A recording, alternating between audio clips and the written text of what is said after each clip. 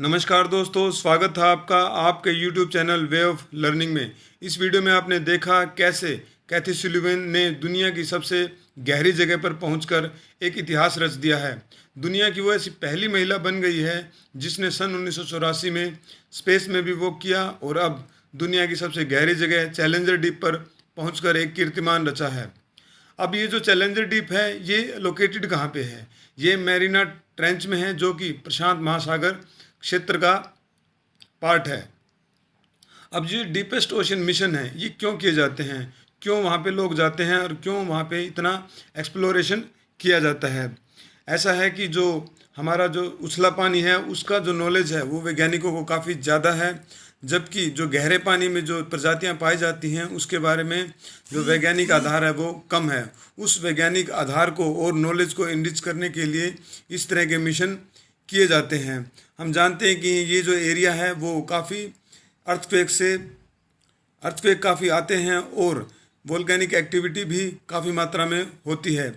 हम जानते हैं कि जापान में काफ़ी भूकंप आते हैं और अब इन अर्थक्वेक और सुनामी की जानकारी के लिए भी इस एरिया में जाया जाता है और वहाँ देखा जाता है कि किस तरह की एक्टिविटी वहाँ पे हो रही हैं। आज जो दुनिया है वो ऊर्जा के संकट से जूझ रही है। उस ऊर्जा रिसोर्सेज को और ज़्यादा इनरिच करने के लिए भी इस तरह के मिशन किए जाते हैं। नए एनर्जी रिसोर्सेज, मेडिकल ड्रग्स की खोज के लिए इतनी ज़्यादा गहराई में उतरा जाता है और ऐसे समुद्री यात्राओं को अंजाम दिया जाता है। अब ये चैलेंजर डीप है क्या?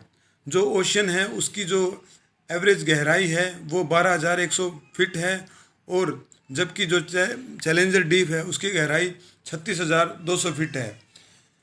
हम यहाँ जान लें कि जो ये चैलेंजर डीप है इसकी खोज सन 1872 में हुई थी। एक शिप HMS चैलेंजर जिसने कि इस जगह की खोज की और इस शिप के नाम से ही इस जगह का नाम चैलेंजर डीप रख दिया गया। रिसेंटली 2012 में जेम्स कैमरून ने भी इस जगह की यात्रा की। अब जो यहाँ पे पहुँचते हैं उनके पहुँचने का क्या साधन है, किस तरह से एक इंसान इतनी ज़्यादा गहराई में उतर सकता है?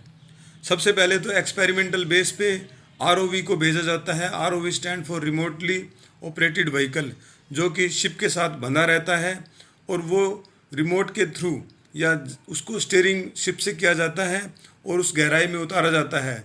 जब इस तरह के जो प्रयोग हैं वो कामयाब हो जाते हैं तब किसी मानव को वहाँ पे भेजा जाता है और इस मिशन को पूरा किया जाता है। लेकिन एक कॉमन व्यक्ति की जो कैपेसिटी है गहराई में उतरने की वो 100 से 120 फीट है।